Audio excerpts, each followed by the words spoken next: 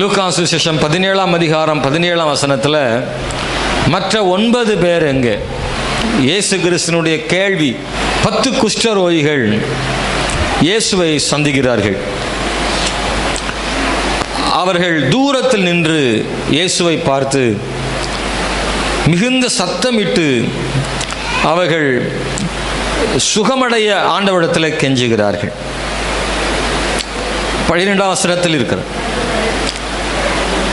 இயேசு கிறிஸ்து கிராமங்கள் தோறும் பட்டணங்கள் தோறும் அவர் போகிறார். அப்படி போகிற பொழுது அநேகர் இயேசுவிடத்தில் வந்து தங்கள் பிரச்சனைகளை சொல்லி அவர்கள் விடுதலை பெறுகிறார்கள். அந்த அடிப்படையில் எங்கு பார்த்தாலும் இந்த செய்தி பரவி இருக்கிறது. ஆண்டவர் இயேசு கிறிஸ்து எருசலேமுக்கு பிரயாணம் பண்ணுகையில் அவர் சமாரியாவில் உள்ள சமாரியா கலிலேயா எனும் நாடுகளின் வழியாக கடந்து போனார். அப்பொழுது அந்த 10 குஷ்டரோகிகளும் அவருக்கு எதிராக வந்து தூரத்தில் நின்று கொண்டு, ஏன்னா அன்னைக்கு குஷ்டரோகிகள்னா, இன்னைக்கு கூட குஷ்டரோகிகள் பார்த்தா யாரும் பக்கத்தில் அதிகமாக யாரும் போகிறதில்லை. எவ்வளவு நவீன வசதிகள் இருந்தாலும் இன்னும் கூட பயப்படுகிறவர்கள் உண்டு. அன்பானவர்களே, அன்றைக்கு அவர்கள் ரொம்பவும் தனிமைப்படுத்தப்பட்டிருக்கிறார்கள். ஊருக்கு வெளியில் தான் இருக்கக்கூடியவர்கள். அந்த சூழ்நிலையில் அவர்களே தங்களை தீட்டு என்று சொல்லி மக்களை கண்டால் ஒளிந்து கொள்ள வேண்டும், தனிமைப்படுத்திக் கொள்ள வேண்டும். அவர்களாகவே மனுஷர் இருக்கும் இடங்களிலே மற்றவர்கள் இருக்கும் இடங்களுக்குள் அவர்கள் வரக்கூடாத நிலை அன்றைக்கு யூதர்கள் மத்தியில் அவர்கள் அப்படி வரக்கூடாது. பாளையத்துக்கு புறம்பே வைக்கப்பட்டதும் நாம் வேதத்தில் வாசிக்கிறோம். எனவே இயேசு கிறிஸ்துவை சந்தித்து அவர்கள், ஆண்டவரே எங்களுக்கு இறங்கும் என்று சத்தமிட்டார்கள். இயேசு அவர்களை பார்த்து சொன்ன வார்த்தை, நீங்கள் போய் ஆசாரியர்களுக்கு காண்பியுங்கள். வேற ஒன்றுமே சொல்லலை, போய் ஆசாரியர்களுக்கு காண்பியுங்கள். இது நியாயப்பிரமாணத்தின்படி பொதுவாக அப்படி செய்வது வழக்கம். ஒரு மனிதன் சுகமடையும் போது அவன் சுகமடைந்தானா என்பதை பரிசோதிப்பதற்கு ஆசாரியர்கள் தான் அவங்க டெஸ்ட் பண்ணுவார்கள். எனவே நீங்கள் போய் ஆசாரியர்கள் காண்பின்னு சொல்லப்பட்டது. அவர்கள் புறப்பட்டு போனார்கள். ரொம்ப கவனிக்க வேண்டிய ஒரு வார்த்தை, அவர்கள் போகும் வழியில் சுகமடைந்தார்கள். போகும் வழியில் அவர் அனுப்பும்போது சுகமடையலை. அவர்கள் குஷ்டரோகிகளாகத்தான் புறப்பட்டு போகிறாங்க. போகிற வழியில் சுகமடைந்தார்கள். ஆசாரியர்களுக்கு காண்பித்த போது அவர்கள் முழுமையாய் குணமடைந்தார்கள். அந்த 10 பேரும், இதை பைபிளில் எழுதாட்டாலும் இப்படி நான் நினைக்கிறேன், அங்கே போகும்போதே சுகமடைஞ்சிருப்பாங்க. அவங்களுக்கு ஏற்பட்ட சந்தோஷம் அளவிட முடியாது. எவ்வளோ சந்தோஷப்பட்டிருப்பாங்கல்ல. குஷ்டரோகத்திலேருந்து ஒருத்தன் சுகமடைஞ்சிட்டான்னா அவனுக்கு இருக்கிற மகிழ்ச்சிக்கு எல்லை இல்லை. ஏன்னா இனி மனைவி பிள்ளைகளை பார்த்துடலாம், இனி வீட்டோட சேர்ந்துருக்கலாம், எல்லா சக மனுஷனை போல வாழலாம் அப்படின்ற ஒரு பெரிய சந்தோஷம். எவன்லாம் நம்மளை வந்து இப்படி புறக்கணிச்சானோ அவனுக்கு முன்னாடி போய் நின்று காமிக்கணும்னு ஒரு வைராக்கியம், வேற பயங்கரமான சந்தோஷம். ஆசாரியன்ட்ட காமிக்கிறாங்க, அவங்களும் கன்ஃபார்ம் பண்ணுறாங்க சுகமாயிட்டீங்கன்னு, நீங்கள் இனி வீட்டுக்கு போகலான்னு ஆசாரியன் சொல்லுகிறான். அவர்கள் எல்லாரும் நின்று யோசிக்கிறாங்க. நான் நினைக்கிறேன், அந்த ஒரு மனிதன் சமாரியன், அவன் ஆண்டவர் இயேசு கிறிஸ்துவை பார்க்கறதுக்கு நேரடியாக வர்றான். அவர் பட்டணம் தோறும் போயிட்டே இருக்கிற ஒரு இடத்துல இல்லை. அவர் போகும் வழியில் அவரை கண்டுபிடிக்கணும். அவர் எந்த பட்டணத்தில் இப்பொழுது இருப்பார்னு தெரியாது. நான் நினைக்கிறேன் இந்த மனிதன் ஒருவேளை மீதி 9 பேர்ட்டையும் பேசியிருப்பான். இயேசு எவ்வளோ அற்புதம் நமக்கு செஞ்சிருக்கிறாரு, சுகமாக்கிட்டார் ஆண்டவர், அதனால எல்லாரும் வாங்க போய் ஆண்டவர்கிட்ட போய் நம்ம நன்றி சொல்லலாம்னு அவன் கூப்பிட்டுருப்பான். மற்ற 9 பேரும் வரலை. உண்மையாகவே நான் அப்படித்தான் நினைக்கிறேன். அந்த ஒரு மனிதன் நிச்சயமாக அவன் தனியாக வந்திருக்க மாட்டான், எல்லாரையும் தான் அழைத்திருப்பான். ஆனால் எல்லாரும் வரவில்லை. அவர்கள் வீடுகளுக்கு போய்விட்டார்கள். ஆனால் ஒருவனாலே தன் வீட்டுக்கு போக முடியவில்லை. இவ்வளவு பெரிய அற்புதம் செய்த என் இயேசுவுக்கு நான் நன்றி செலுத்தாமல் எப்படி போக முடியும் என்று அவன் உள்ளம் அவனுக்குள்ளேயே சொல்லிக்கொண்டே இருந்தது. அதனால தான் இயேசு கிறிஸ்துவை தேடி போகிறான். அவர் ஏற்கனவே சந்தித்த இடத்திற்கு போயிருப்பார், அங்கே அவர் இல்லை, அடுத்த கிராமத்திற்கு போயிருப்பார். அந்த ஊரில் கேட்டிருப்பான், இந்த இயேசு எங்கே போனார்? இந்த வழியாகத்தான் போனார். அந்த கிராமத்துக்கு போவதாக சீஷர்கள் பேசிக்கொண்டார்கள். டேய் இவனை ஒரு எஸ்ரா போடு, போங்க அம்மாட்ட போ, இந்த பக்கம் வரக்கூடாது. பாஸ்டர்ட்ட கொஞ்சம் பயம் இருக்கணும். பிச்சு பிடியும் பிச்சு வரான் நான் பார்ப்போம். இல்லை லூயா, பாஸ்டர் சும்மா சாப்பிட்டாலும் பார்க்குறியா?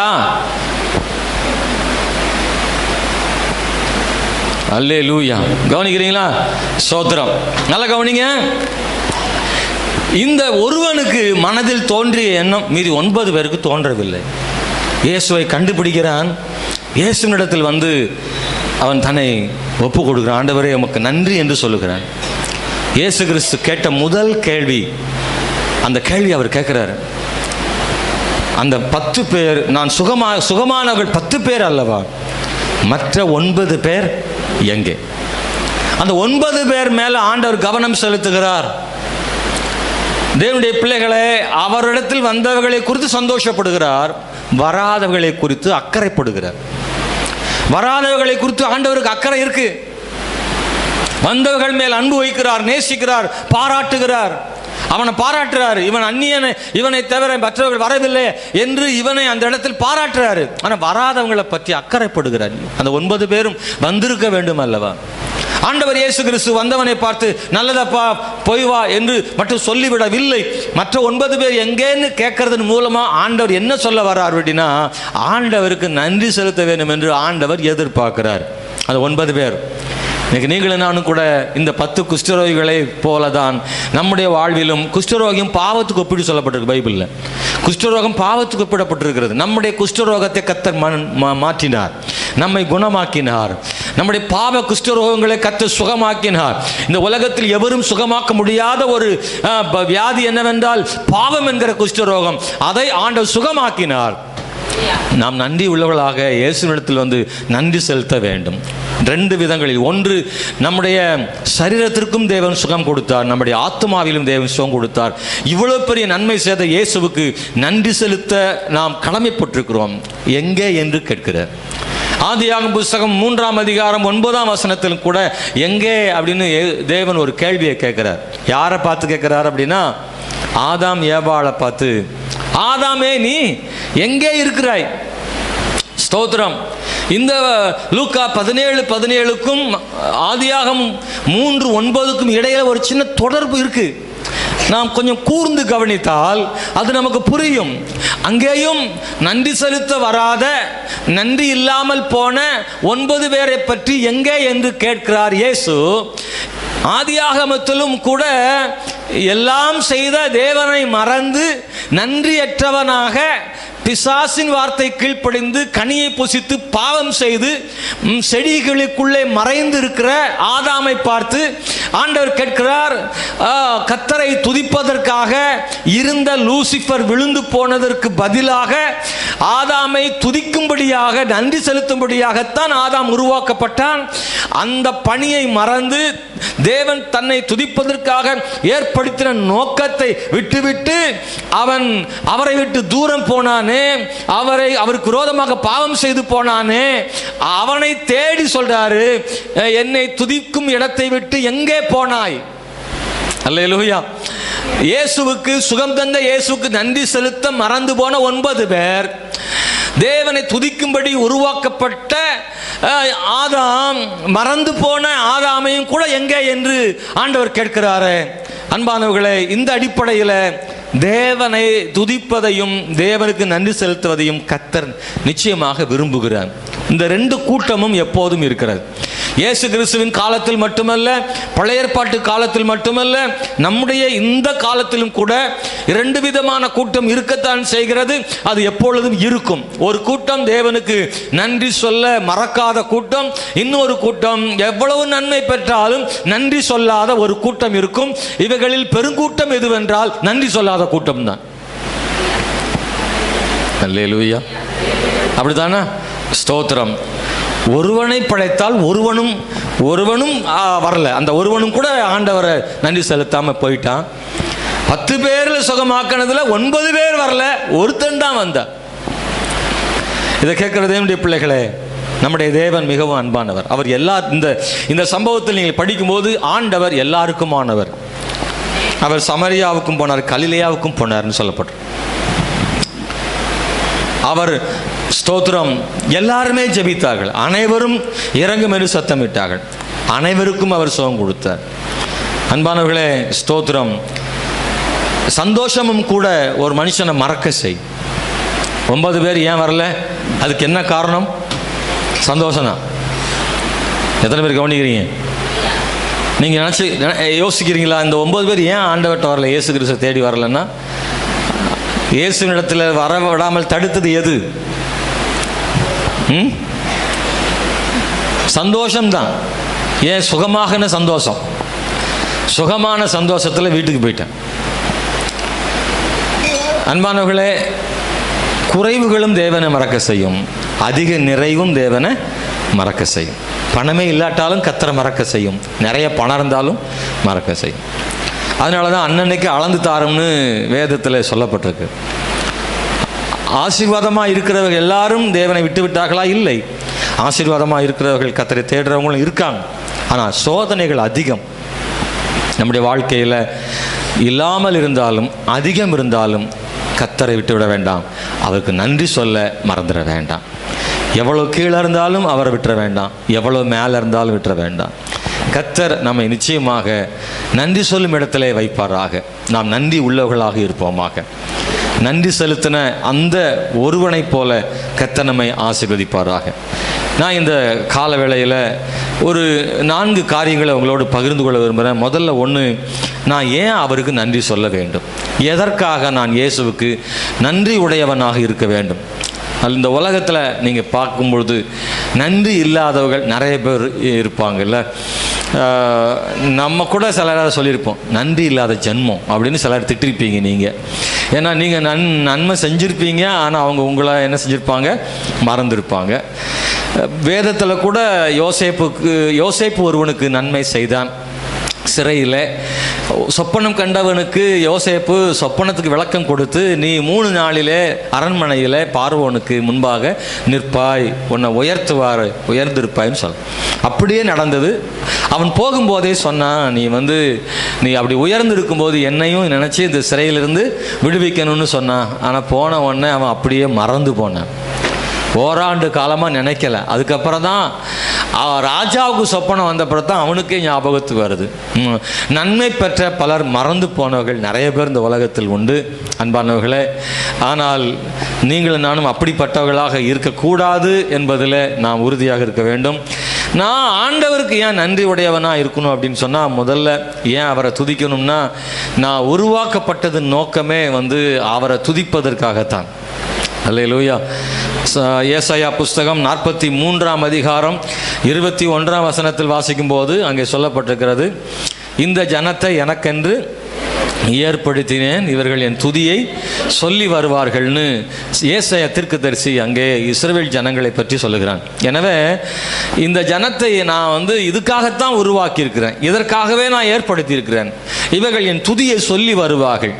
இன்னும் நிறைய வசனங்களை நான் உங்களுக்கு அடையாளமாக ஆதாரமாக சொல்ல முடியும். பல வசனங்கள் சொல்லுகிறது, நம்மை ஆண்டவர் உண்டாக்கினது நோக்கம் தேவனை துதிப்பதற்காக. அந்த நோக்கத்தை ஒரு நாளும் நான் மறந்துடக்கூடாது அப்படின்றத நீங்கள் நினைவில் கொள்ள வேண்டும் அன்பானவர்களே. 2வது, நான் ஏன் ஆண்டவருக்கு நன்றி உள்ளவனாக இருக்கணும், அவரை துதிக்கணும் அப்படின்னா, சங்கீதம் 48:1 படியுங்கள். அதில் சொல்லப்படுகிறது, கர்த்தர் நல்லவராக இருக்கிறார், அவர் பெரியவராக இருக்கிறார், அதனாலே கர்த்தரை துதிக்க வேண்டும். சத்தமாய் படிப்போமா? யாராவது 48:1. கர்த்தர் பெரியவர், அவர் நம்முடைய தேவனுடைய நகரத்திலும் தம்முடைய பரிசுத்த பர்வதத்திலும் மிகவும் துதிக்கப்படத்தக்கவர். அது ரொம்ப அழகா இருக்கு. நான் அவர் பெரியவர், அவர் மிகவும் நல்லவர், அதனாலே அவர் மிகவும் துதிக்கப்படத்தக்கவர் என்று நாம் இந்த உலகத்தில் வேத வசனங்களை நாம் வாசிக்கிறோம் அன்பானவர்களே. இன்னும் 136வது சங்கீதத்தை நீங்கள் படித்து பார்த்தால் அதில் அந்த அதிகாரம் சங்கீதம் முழுவதிலும் கூட தேவனை துதிக்கும்படி நான் சொல்லப்படும். கர்த்தர் நல்லவர், அவரை துதியுங்கள், அவர் கிருபை என்றும் உள்ளது. ஸ்தோத்திரம். பார்வோனின் சேனைகளை செங்கடலில் வீழ்த்தினவரை துதியுங்கள், அவர் கிருபை என்றும் உள்ளது. அந்த சங்கீதம் முழுவதுமே அவரை துதிக்கிற சொல்லியும் ஏன் துதிக்க வேண்டும் என்ற காரணமும் அந்த சங்கீதத்தில் எழுதப்பட்டிருக்கிறது. கர்த்தரை துதிக்கிறத ஒரு நாள் விட்டுறாதீங்க, அவருக்கு நன்றி செலுத்த மறந்துடாதீங்க. அது நம்முடைய வாயிலிருந்து துதியும் நன்றியும் எப்போதும் வர வேண்டும். அன்பானவர்களே, நாம் உணர்ந்தும் நாம் உணராமலும் அல்லது நம்மை அறியாமலும் கூட நமக்குள்ளே இருந்து தேவனை துதிக்கிற துதி வந்து கொண்டே இருப்பதாக. ஸ்தோத்திரம். 100ஆம் சங்கீதத்தில் 4வது வசனத்தில் படிக்கும்போது ஆண்டவர் நமக்கு துதிக்கும்படி நன்றி செலுத்தும்படி கட்டளையிட்டிருக்கிறார். வாசிப்போமாக. 100ஆம் சங்கீதம். அவர் வாசல்களில் துதியோடும் அவருடைய பிரகாரங்களில் புகழ்ச்சியோடும் பிரவேசித்து அவரை துதித்து அவருடைய நாமத்தை ஸ்தோத்தரியுங்கள். இது கட்டளையாக சொல்லப்பட்டிருக்கிறது.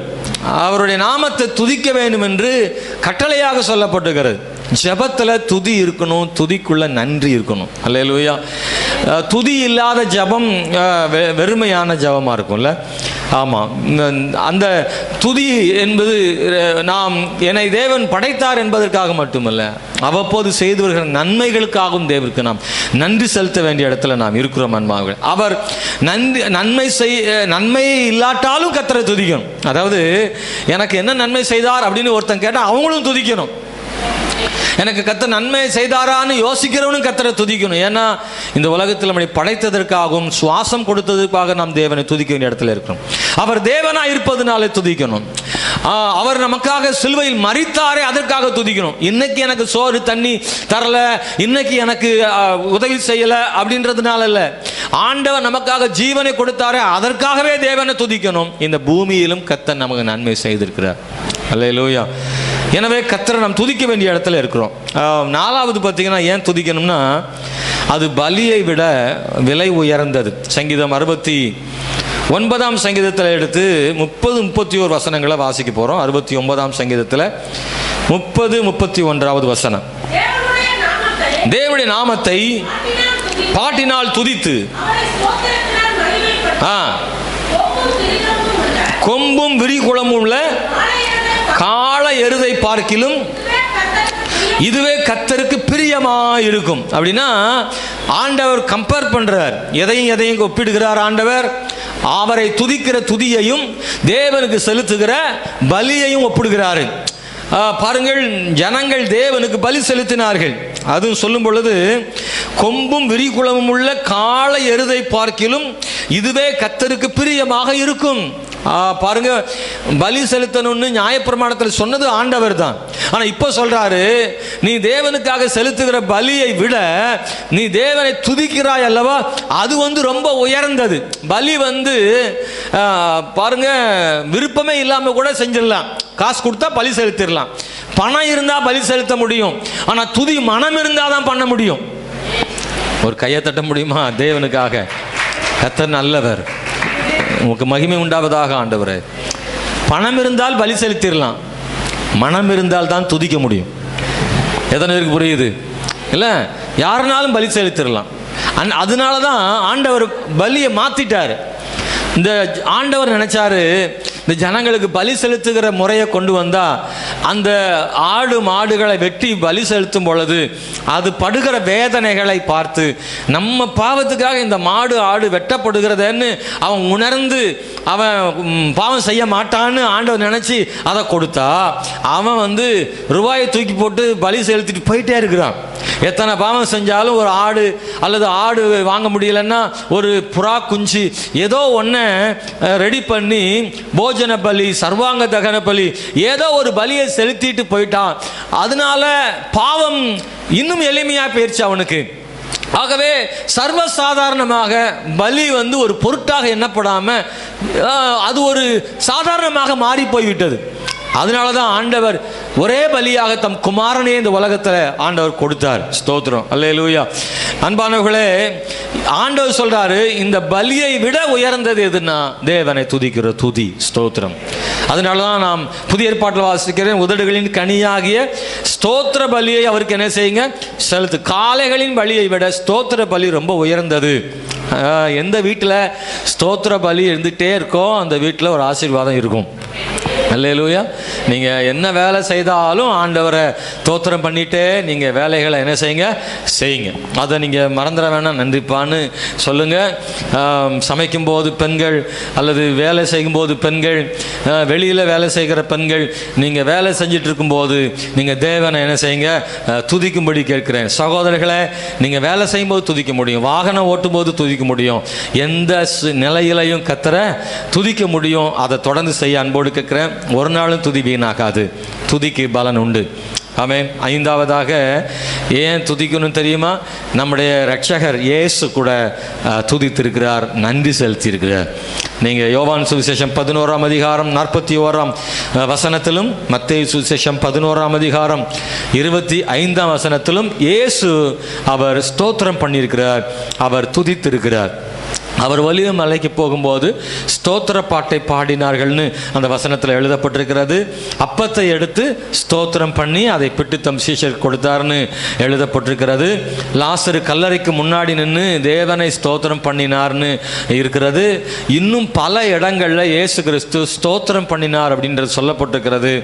இயேசு தேவனுக்கு சமமாக இருந்தாலும் அவர் தேவனை துதிப்பதை அவருடைய வாழ்க்கையின் முறையாக வைத்திருந்தார் அல்லவா? அவர் நமக்கு முன்மாதிரியாக இருக்கும்படி அவர் துதித்தார்.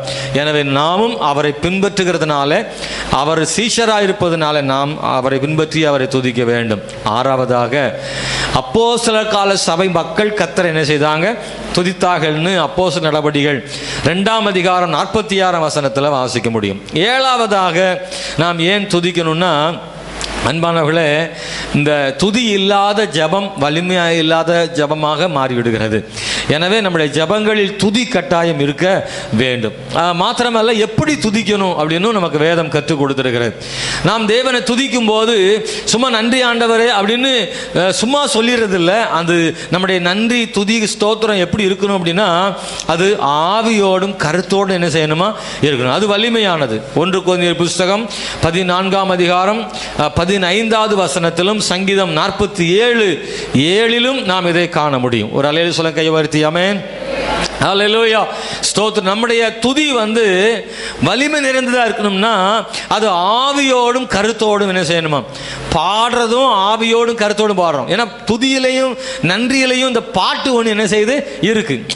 வார்த்தைகளால் தேவனை துதிப்பதும் துதி தான், பாடல் மூலமாக துதிப்பதும் துதி தான். போன வெள்ளிக்கிழமை நம்ம 1.5 மணி நேரம் தொடர்ந்து பாடி தேவனை துதி செய்தோம். நீங்கள் நிறைய பேர் வந்தீங்களான்னு தெரில, ஆனால் அது ரொம்ப ஆசீர்வாதமானதாக இருந்தது. Price the Lord. நிறைய பேர் வந்திருந்தாங்க. சொன்னாங்க, நேரம் போனதே தெரியல பாஸ்டர் அப்படின்னு சொன்னாங்க. அது பாடிட்டே தேவனை துதிச்சிட்டே இருந்தோமா, அது ரொம்ப மகிமை நிறைந்ததாக இருந்தது. நம்மை அந்த ஆராதனையை முடிக்க வச்சது எதுன்னா கடிகாரம்தான்.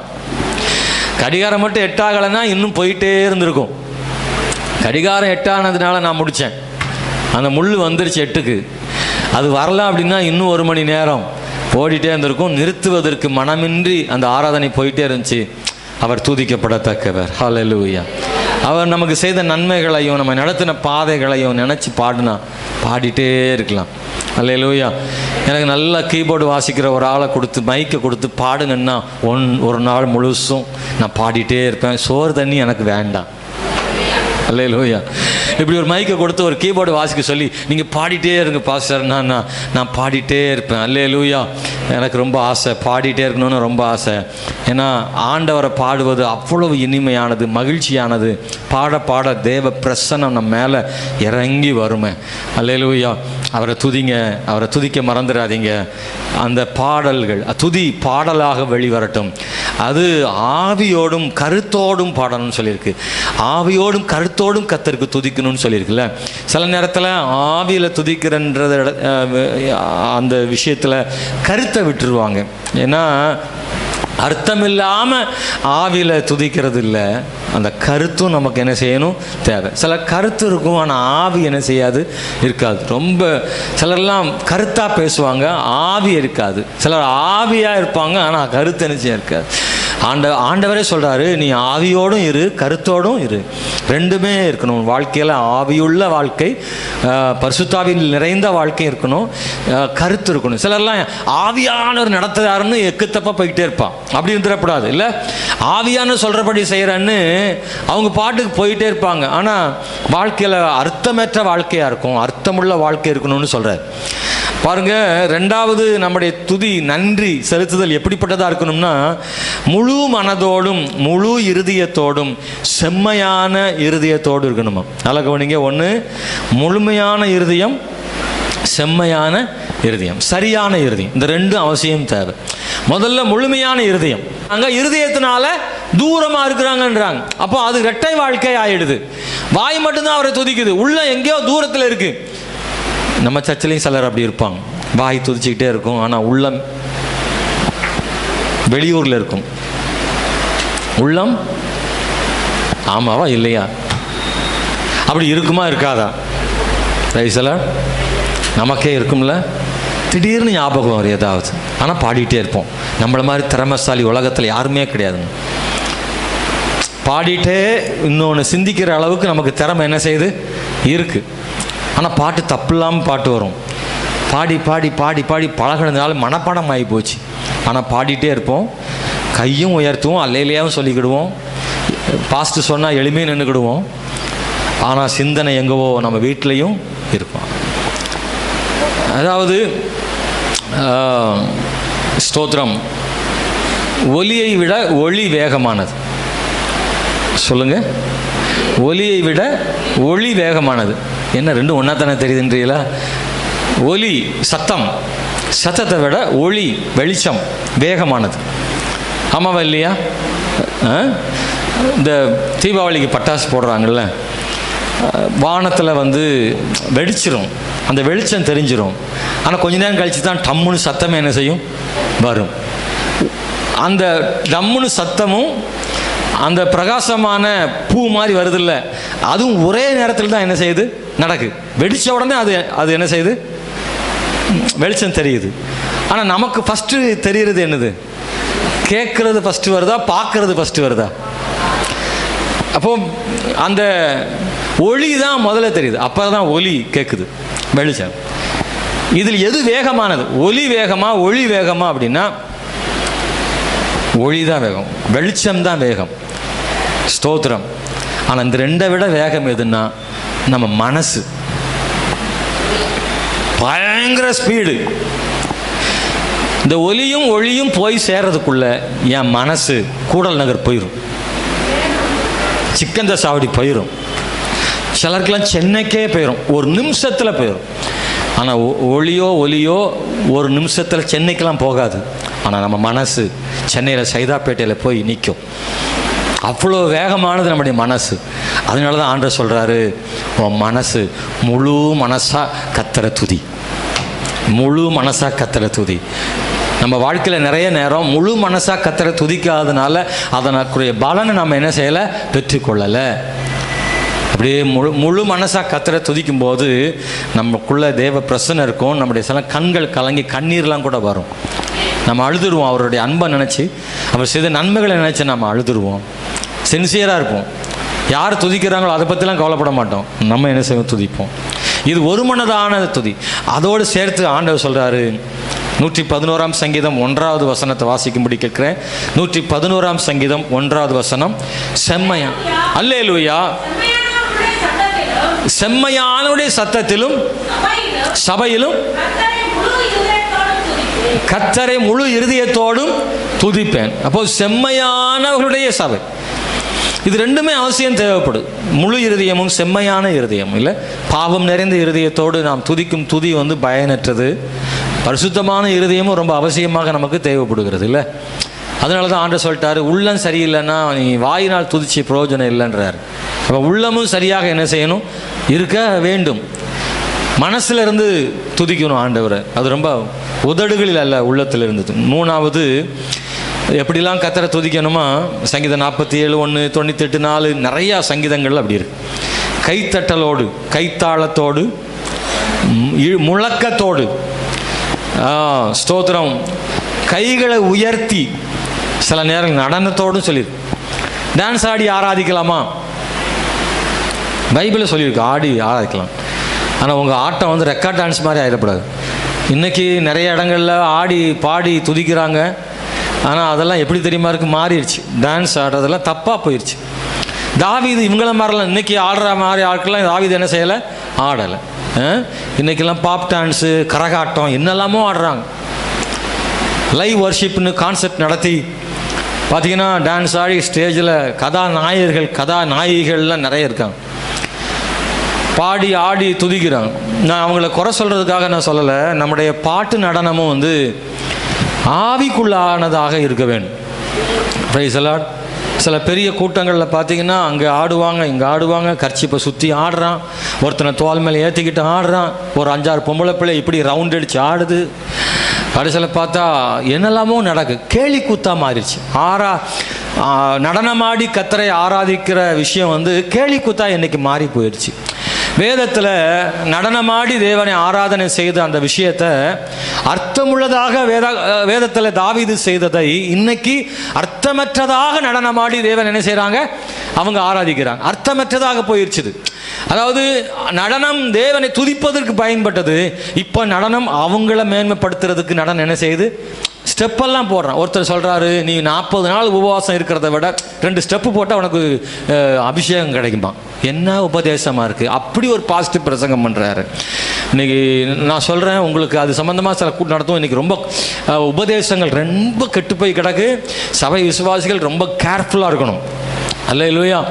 இன்னைக்கு தவறான உபதேசங்கள் சபையை என்ன செஞ்சிருக்கு, ஆட்கொண்டிருக்கு.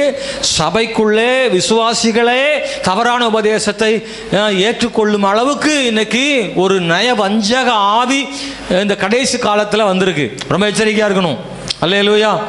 போப்பு கையெழுத்து போட்டிருக்காரு. போப்பு சொல்லியிருக்காரு, சமீபத்தில் படிச்சிருப்பீங்கல்ல, சபை நம்ம ரொம்ப வசனத்துக்கு முக்கியத்துவம் கொடுத்துட்டு மக்களுக்கு நாம் வந்து இது பண்ணலை, உதவி செய்யலைன்னு சொல்கிறாரு. யார்? உலக கிறிஸ்தவர்களின் தலைவராக இருக்கக்கூடிய போப்பு சொல்லியிருக்காரு, வசனம்னு நீங்கள் பிடிச்சி அந்த சட்டத்திட்டங்களுக்கு முக்கியத்துவம் கொடுத்து நடைமுறை மக்களுக்கு நீங்கள் உதவி செய்யலைன்றார். என்ன உதவி செய்யணும்னா, பெண்ணுக்கும் கல்யாணம் பண்ணி வைங்கன்றார். ஆணுக்கும் சபையில் கல்யாணம் பண்ணி வைங்கன்னு போப்பு சொல்லிட்டார். இந்த அடிப்படையில் பல நாடுகளில் இப்போ அந்த நடைமுறை வந்துட்டே இருக்குது. இது வேதத்துக்கு ரொம்ப முரண்பாடானது. அவர் என்ன சொல்கிறாருன்னா, பைபிள் சொல்கிறேன்னா பைபிள் படி செய்யணும். இன்றைக்கி மக்கள் விரும்பினா மக்கள் விருப்பத்துக்கு என்ன செய்யுங்கன்னு போப்பு சொல்கிறார். அந்த ஒரு ஆர்டிக்கல் நான் படித்தேன். அது வந்து நியூஸில் வந்திருக்கிறது. நல்லா கவனிங்க. கிறிஸ்தவ தலைவர்களே வசனத்துக்கு எதிராக மாறுவாங்க. சபை மக்கள் ரொம்ப கவனமாக இருக்கணும். ஒரு அலையில சொல்லுங்க, கவனிக்கிறீங்களா? போப்பே சொல்லிட்டாரா அப்படின்னு நீங்கள் நினைப்பீங்க. இந்த ஒரு பெரிய கலாச்சாரம், சீரழிவு கலாச்சாரம் பெருகி இந்தியாவுக்கும் வந்துருச்சுது. இந்தியாவில் சில சபைகள் அப்படி இருக்கான். ஒரு சபையில் பாஸ் சொன்னார், 2 பொம்பளை பிள்ளைங்க, அவங்க 2 பேரும் ஜெபிக்கிறேன்னு ஒன்றாவே சுற்றியிருக்காங்க. கடைசியில் பார்த்தா அவங்க 2 பேரும் வேறு தவறான உறவு. பாஸ்டர்கிட்ட வந்து எங்களுக்கு கல்யாணம் பண்ணி வைங்கன்னு கேட்குறாங்களாம் அந்த 2 பேரும். தமிழ்நாட்டில் மதுரையில் ரொம்ப கிடையாது. ஆணு இப்போ இந்த விஷயம் தவறான பாவ பழக்கங்கள் சபைக்குள்ள கூட இன்னைக்கு வந்திருக்கு. அதை சபையை அங்கீகரிக்கணும்னு சொல்ற பழக்கம் வந்திருக்கு. வேதத்தில் அதுக்கு எதிராக சொல்லப்பட்டிருக்கிறது. Praise the Lord. அல்லேலூயா. ஆணும் பெண்ணும் திருமணம் செய்து கொள்கிற அந்த உறவைத்தான் வேதம் நமக்கு சொல்லி கொடுத்திருக்கிறது. அல்லேலூயா. ஆகவே ஆண் புணர்ச்சிக்காரர்கள் பெண் புணர்ச்சிக்காரர்களை சபைக்கு அருவருப்பானவர்கள்னு சொல்லியிருக்கு. இன்னும் நியாயப்பிரமாணத்தில் நிறைய சொல்லப்பட்டிருக்கிறது. ஆகவே இந்த இடங்களில் நான் ரொம்ப கவனத்தில் கொள்ள வேண்டும். ஸ்தோத்திரம். பிள்ளைகளை பசங்களை கொஞ்சம் கவனிக்கணும். ஹலோ, இப்படியும் இந்த உலகத்தில் என்ன செய்யுது, நடக்குது. கவனம் செலுத்த வேண்டிய இடத்துல இருக்கிறோம். எனவே அன்பான தேவனுடைய பிள்ளைகளே, ஸ்தோத்திரம். நடனத்தை தப்பாக புரிஞ்சுக்கிறவங்க இருக்காங்க. வாத்திய கருவிகளோடு தேவனை துதிக்கணுமா, அல்லேலூயா. நம்ம சர்ச்சில் நிறைய பேர் கீபோர்டு கிட்டார்லாம் படிக்கிறதுக்கு ஊக்கப்படுத்தினாலும் வரமாட்டேன்றாங்க. நீங்கள் தேவனை துதிப்பதற்காக நீங்கள் இந்த மாதிரி இசைக்கருவிகளை படிங்க. பிள்ளைகள் வாய்ப்பு இருந்தால் அதை படிங்க. தேவனை அப்படி துதிக்க முடியுமா? அன்பான தேவனுடைய பிள்ளைகளே, எபேசியர் 5:20 நான் சுருக்கமாக சொல்லிடுறேன். ஒரு 4-5 காரியங்கள் சொல்லப்பட்டிருக்கிறது. பாருங்க, இயேசுவின் நாமத்தினால துதிக்கணுமா, பிதாவுக்கு தேவனை ஏறெடுக்கணுமா, எப்போதும் துதிக்கணுமா, எல்லாவற்றுக்காகவும் துதிக்கணுமா? அந்த ஒரு வசனத்தை வாசிக்கிறீங்களா? அந்த ஒரு வசனத்தை எபேசியர் 5:20 எல்லாரும் எடுத்துக்கொள்வோம். அதை ஒருத்தர் சத்தமாய் வாசிங்க. தேவனை துதிப்பது எப்படி என்பதற்கான ஒரே வசனத்துக்குள்ளே 4 முறைகளை பரிசுத்த ஆவியான சொல்லிக் கொடுக்கிறார். நான் தேவனை துதிக்கும் போது நான் கவனிக்க வேண்டிய 4 விஷயங்கள். ஒன்று, இயேசுவின் நாமத்தில் துதிப்பது. வாசியுங்கள். நம்முடைய கர்த்தராக இயேசு கிறிஸ்துவின் நாமத்தினாலே எப்பொழுதும் எல்லாவற்றுக்காகவும் பிதாவாகிய தேவனை ஸ்தோத்தரிங்க. அப்ப பிதாவாகிய தேவனை தான் ஸ்தோத்தரிக்கிறோம், இயேசுவின் நாமத்தினாலே ஸ்தோத்தரிக்கிறோம், எப்பொழுதும் ஸ்தோத்தரிக்கிறோம், எல்லாவற்றுக்காக ஸ்தோத்தரிக்கிறோம். Price the Lord. நான் ஏற்கனவே சொன்ன விஷயம் இதில் இருக்கு. எப்பொழுதும் கர்த்தரை ஸ்தோத்தரிக்கிறேன். 104 டிகிரி காய்ச்சல் அடித்தாலும் கர்த்தரை ஸ்தோத்தரிக்கிறேன்.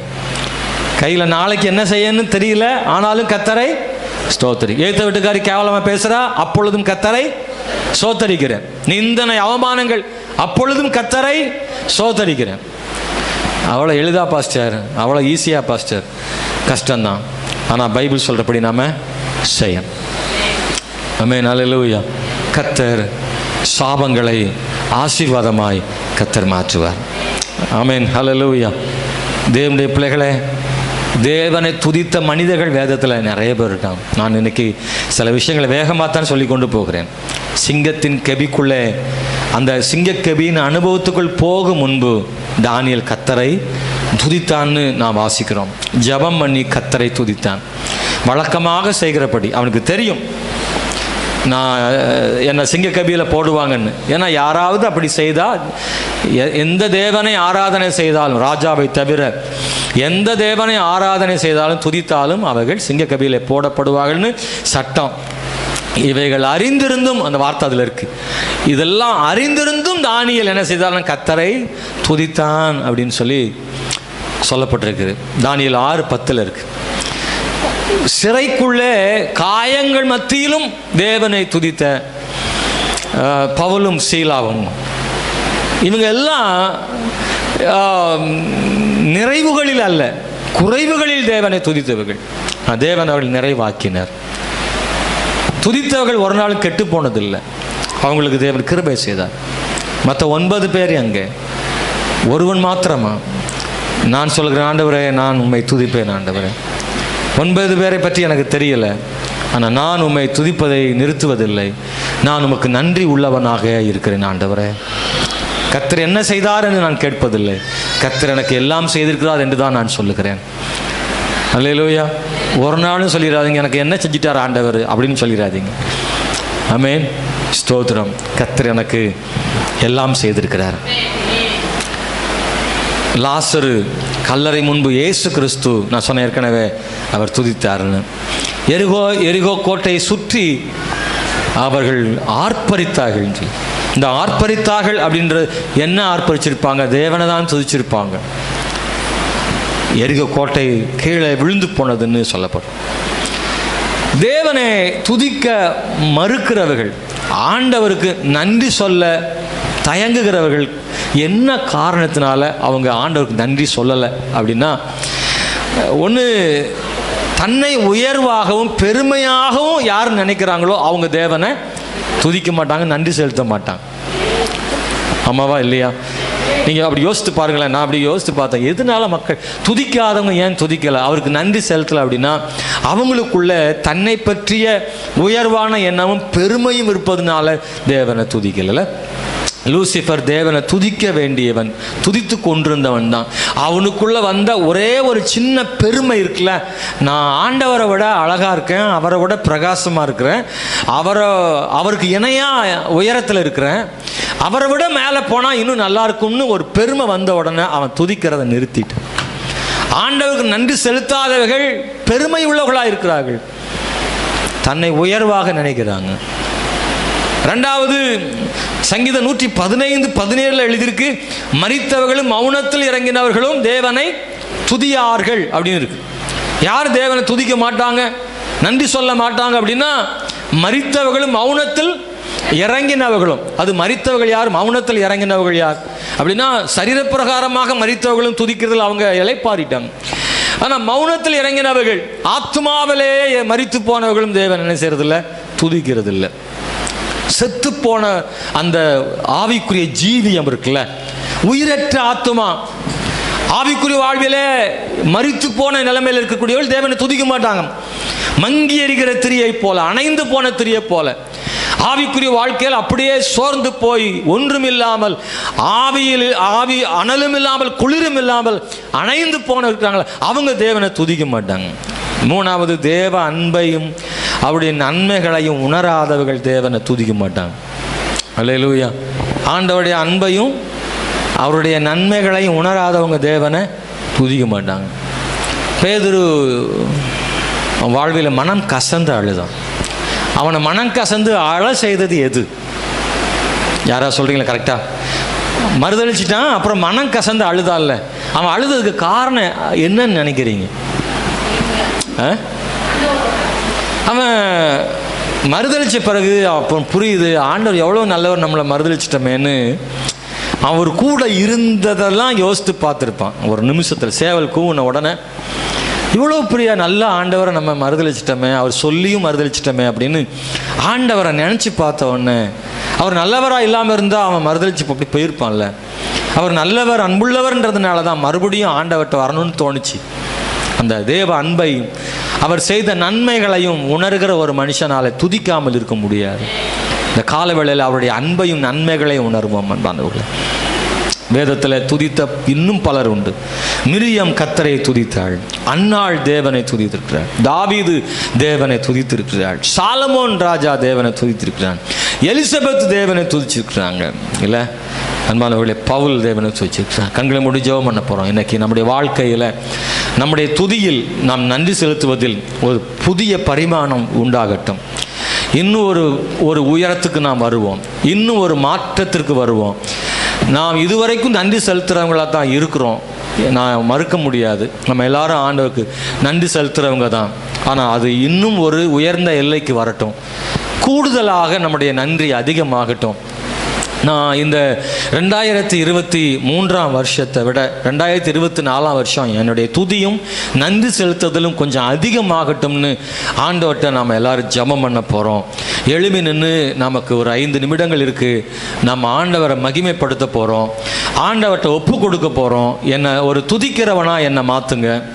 அந்த 10 பேரில் 9 பேர் போயிட்டாலும் ஒருவன் மட்டும் திரும்பி வந்து நன்றி செலுத்தினானே, அவனை மாதிரி நானும் நன்றி உள்ளவனாக இருக்கிறதுக்கு எனக்கு உதவி செய்யுங்கப்பான்னு ஒரு முறை கூட எல்லாரும் கேட்போமா? கண்களை மூடி சத்தத்தை உயர்த்தி ஆண்டவரை நாம் துதிப்போமாக. அநேக நேரங்களில் என்னுடைய சோகங்களும் எனக்கு இருக்கிற பிரச்சனைகளும் அவரை துதிக்க விடாமல் தடுத்துருது. ஏதோ சில காரணங்கள் நான் ஆண்டவரை துதிக்க முடியாமல் போன நாட்கள் உண்டு. கவலையும் கண்ணீரும் என் வாழ்க்கையில் வந்த போது நான் அவரை துதிக்க மறந்துட்டேன். ஆனால் இனி அப்படி இல்லை, அதன் நடுவில் நான் கர்த்தரை துதிப்பேன்னு சொல்லி ஒரு முறை கூட கர்த்தர்ட்ட சொல்லுங்க. ஆமென், அல்லேலூயா. கர்த்தர் நல்லவர், கர்த்தர் நல்லவர். ஆமென், ஸ்தோத்திரம். அந்த ஒருவனை போல நான் வந்து நிற்க விரும்புகிறேன். ஆண்டவரே, துதிக்க வேண்டிய ஆதாம் துதிக்காமல் போன போது தேவன் கேட்டார், ஆதாமே நீ எங்கே இருக்கிறாய்? சகோதரா சகோதரி, நீங்க எங்கே இருக்கிறீங்க? அவரை துதிக்கிற இடத்துல இருக்க வேண்டியவங்க தானே. அவரை துதிக்க முடியாத இடத்துல போய் இருக்கிறீங்களா? ஆதாமும் ஏவாளும் தேவனை துதிக்க முடியாத ஒரு இடத்துல போயிருந்தாங்க. குற்ற மனசாட்சி, தேவனை துதிக்கல.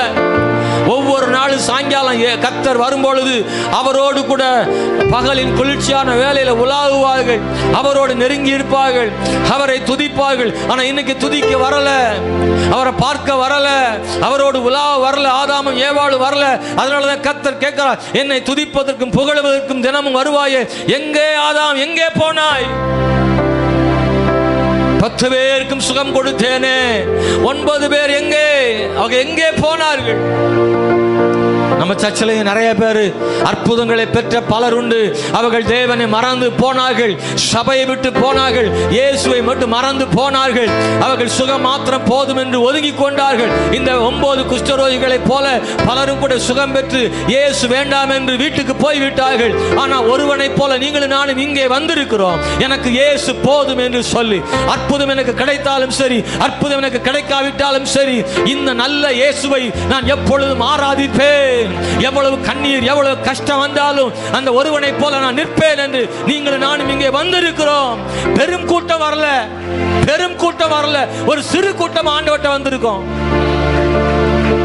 ஹல்லேலூயா, பிரைஸ் தி லார்ட். நம்ம சர்ச்சில் வந்தவங்க எல்லாம் கணக்கெடுத்து பார்த்தா பெருங்கூட்டம்.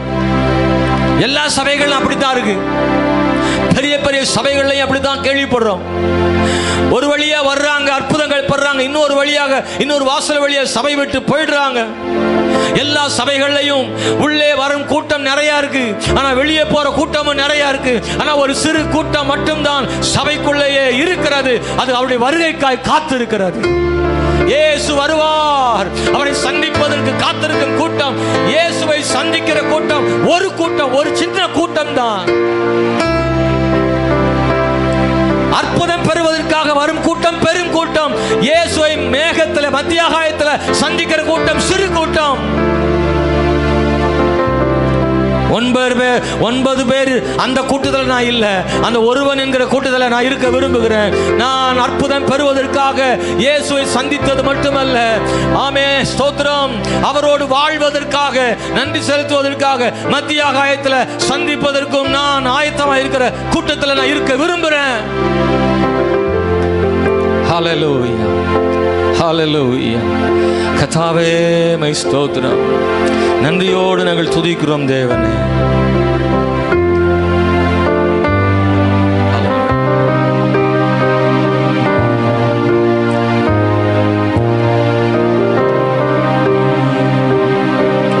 எஜமானனே என் இயேசு ராஜனே,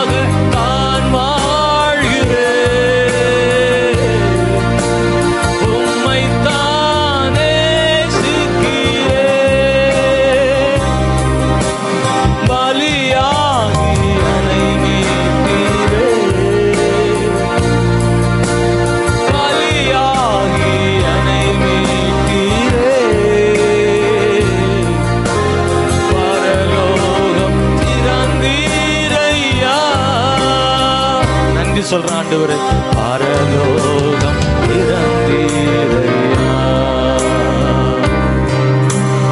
எஜமானனே எஜமானனே என் இயேசு ராஜனே, உயிர் வாழும் நாட்களெல்லாம்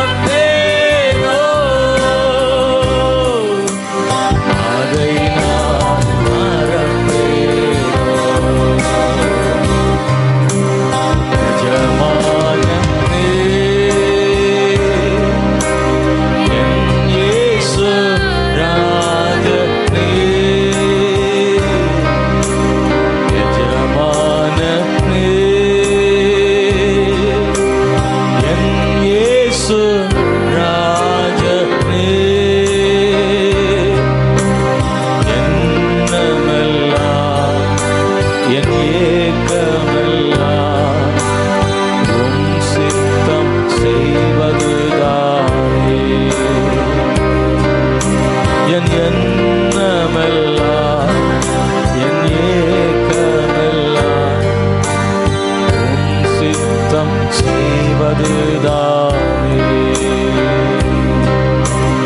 எஜமானனே. நன்றி அப்பா. எஜமானனே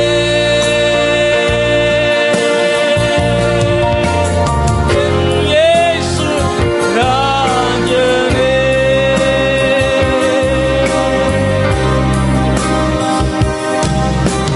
எண்ணமெல்லாம் என் ஏக்கமெல்லாம் உம் சித்தம் செய்வதுதானே. உம்மை ஆராதிப்பதும் உமக்கு நன்றி சொல்லுவதும்படி சித்தமாக இருக்கிறது. கர்த்தருக்கே நன்றி உள்ளவர்களாக இருக்கிறோம். கர்த்தருக்காக வாழ விரும்புகிறோம். எங்களை சரியான பாதையிலே ஆண்டவர் நடத்தி அருளும். இந்த ஆண்டு முழுவதும் எங்களை நடத்தி வந்த எங்கள் தேவனே, இந்த வருஷத்திலே நாங்கள் ஒருவேளை தவறாக நடந்திருந்தால் எங்களை மன்னித்தருளும். புதிய ஆண்டிலே நாங்கள் சரியான பாதையில் நடக்க கிருபை செய்யும்.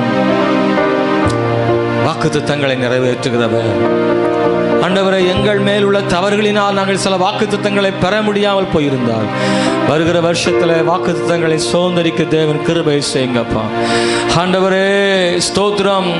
ஒவ்வொருவருடைய வாழ்விலும் நீர் கொடுத்த வாக்குத்தத்தங்கள் நடக்கட்டும். ஆண்டவரே அப்படியே பிள்ளைகள் யாவரையும் ஆசீர்வதிங்க. கர்த்தருக்கு உண்மையாய் ஜீவிக்கட்டும். அப்படியே கண்ணீரும் வேதனைகளையும் மாறட்டும். குடும்பத்தில் ஒரு பெரு மறுரூபத்தை, மறுமலர்ச்சியை ஆண்டவரை உருவாக்குதலை தரும்படியாக ஜெபம் பண்ணுகிறோம். கர்த்தர் கிருபை பாராட்டுங்க, ஆசீர்வதிங்க. கர்த்தருக்காக நிற்க கிருபை செய். இந்த இடத்துல ஆண்டவர் நாங்கள் கடந்த பல மாதங்களாக இங்கே ஆராதிப்பதற்காக தேவன் கொடுத்த நல்ல இடத்துக்காக ஸ்தோத்திரம் ஆண்டவரே. ஆண்டவரே, அடுத்த வாரத்திலிருந்து அங்கே நாங்கள் ஆராதிக்கும் பொழுது வராதவர்களும் அந்த ஆராதனைக்கு வரட்டும் ஆண்டவரே. சபைக்கு வருகிற எண்ணிக்கை அதிகமாகட்டும் ஆண்டவரே. நீர் ஆசீர்வதியும். சின்சியரா உண்மை உத்தமமாய் மக்கள் ஜனங்களை ஆராதிக்கட்டும். ஜனங்கள் ஆராதிக்கட்டும். ஆராதனைக்கு ஜனங்கள் அதிக முக்கியத்துவம் கொடுக்கட்டும். சரியான நேரத்திற்கு ஜனங்கள் வரட்டும். ஆரம்ப ஜெபத்திற்கு மக்களை கொண்டு வாரும் ஆண்டவர். இயேசுவின் நாமத்தில் ஜெபிக்கிறோம் நல்ல பிதாவே. ஆமென்.